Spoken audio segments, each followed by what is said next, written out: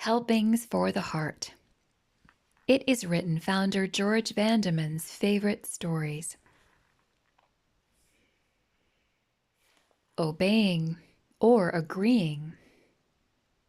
Bill grew up on a farm, and there was never any question about his future. He would be a farmer, just like his dad. He went to college and studied agriculture. That gave him the scientific know-how. But where would he get the money to buy a farm? One day his father said, "Bill, I'm getting old. I'm almost ready to retire. I'd like to give the farm to you." Bill was speechless. His problem was solved.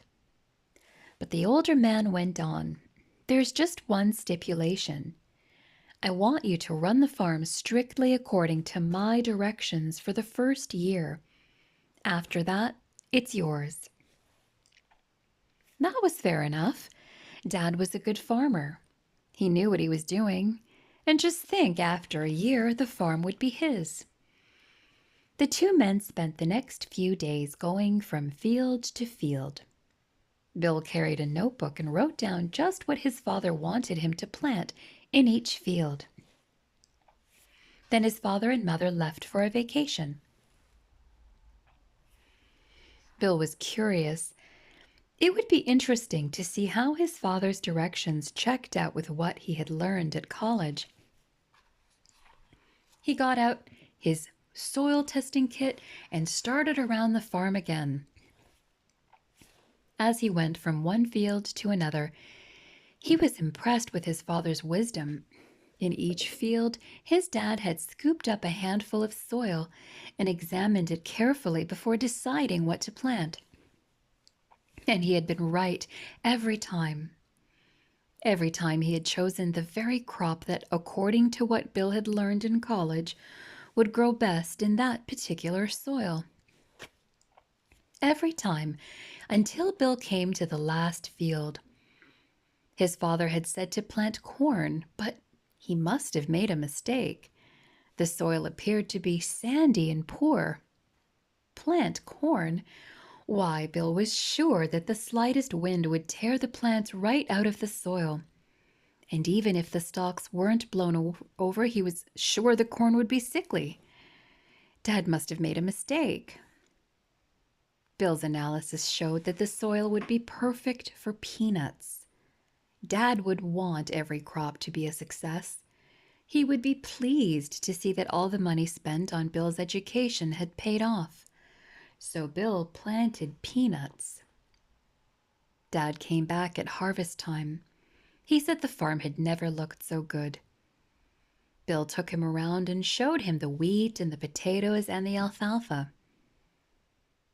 "But where's the corn?" Dad wanted to know. "I thought I told you to plant corn."